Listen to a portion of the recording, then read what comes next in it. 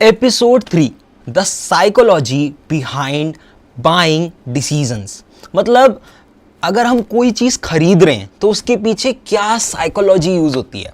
देखो, आप कोई भी चीज़ खरीदते हो उसके पीछे एक इंटेलिजेंट ब्रेन है। ऐसी साइकोलॉजिकल टेक्निक्स हैं जो आपको फोर्स करती हैं उस चीज़ को खरीदने में। मैं आपको एक छोटा सा एग्जांपल देता हूँ। एक छोटा सा आपने ब्रेनस्टॉर्मिंग करनी है थोड़ी सी, और मेरे को बताना है कि आपको क्या लगता है कौन कौन से ऐसे साइकोलॉजिकल फैक्टर्स हैं जो हमें फोर्स करते हैं कोई भी चीज़ परचेज करने के लिए। मैं अपनी तरफ से एक छोटा एग्जांपल देता हूँ जिससे आपको क्लैरिटी मिलेगी इसके ऊपर। आपको पता है, अगर हम मान लेते हैं मेरी जो ड्रीम कार है वो फॉर्च्यूनर है, वो 50 लाख रुपए की आ रही है।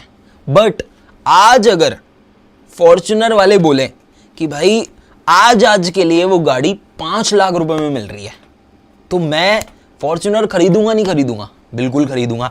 मतलब जब आपको ये रियलाइज होता है जो अमाउंट आप पे कर रहे हो उसके बदले जो चीज आपको मिल रही है उसकी वैल्यू बहुत ज्यादा है जो अमाउंट आपने पे करा है। मतलब अगर आपको ये चीज क्लियर हो जाती है कि जो आपको मिलने वाला है उसकी वैल्यू बहुत ज्यादा है जो आप पे कर रहे हो, ये एक साइकोलॉजिकल फैक्टर है। दूसरी चीज आपने देखी होगी, जितनी भी बड़ी बड़ी ई कॉमर्स साइट्स हैं, अमेजॉन हो गई, ठीक है, आप फ्लिपकार्ट ले सकते हो, वो एक अप्रोच यूज करते हैं जहां पे वो बोलते हैं लिमिटेड टाइम ऑफर, या बोलते हैं फ्यू स्लॉट्स लेफ्ट, या वो एक स्केर्सिटी देते हैं कि जो बिग बिलियन डे जो सेल होती है वो एक दिन की लगाते हैं, है ना। उनके पास स्टॉक पड़ा होता है बट फिर भी एक दिन की क्यों लगाते हैं? क्योंकि उन्हें ह्यूमन साइकोलॉजी पता है। हम जब तक स्ट्रेचर पे नहीं होते ना तब तक हम सीरियस नहीं होते। मतलब स्पेशली वी ह्यूमंस, अगर हमें पता है कि जो अल्कोहल है वो हमारे लिए डेंजरस है बट फिर भी लोग कंज्यूम करते हैं।